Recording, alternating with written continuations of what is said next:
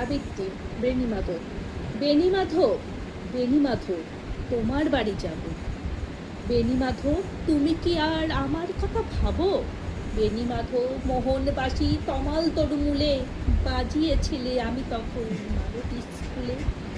ডেস্কে বসে অঙ্ক করি, ছোট্ট ক্লাস ঘর, বাইরে দিদিমণির পাশে দিদিমণির বর। আমি তখন নবম শ্রেণী, আমি তখন শাড়ি। আলাপ হলো বেণীমাধব, সুলেখাদের বাড়ি। বেণীমাধব, বেণীমাধব, লেখাপড়াই ভালো, শহর থেকে বেড়াতে এলে আমার রং কালো। তোমায় দেখে এক দৌড়ে পালিয়ে গেছি ঘরে। বেণীমাধব, আমার বাবা দোকানে কাজ করে। কুঞ্জে অলি কুঞ্জে তবু ফুটিয়েছে মঞ্জুরি, সন্ধ্যাবেলা পড়তে বসে অঙ্কে ভুল করি। আমি তখন নবম শ্রেণী, আমি তখন 16। ব্রিজের ধারে বেণীমাধব লুকিয়ে দেখা হলো।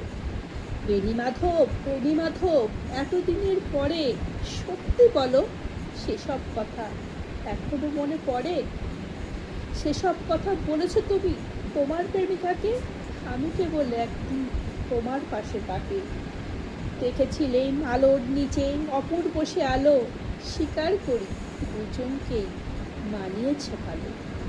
চুরিয়ে দিল চোখ আমার, পুড়িয়ে দিল চোখ, বাড়িতে এসে বলেছিলাম ওদের ভালো হোক।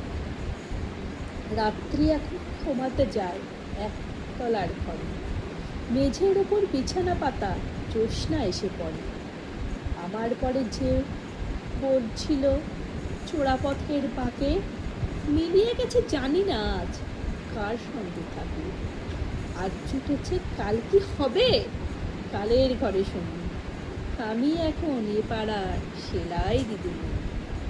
তবু আগুন বেণীমাধব, আগুন ঝলে কই, কেমন হবে আমিও নষ্ট মেয়ে হই। নমস্কার।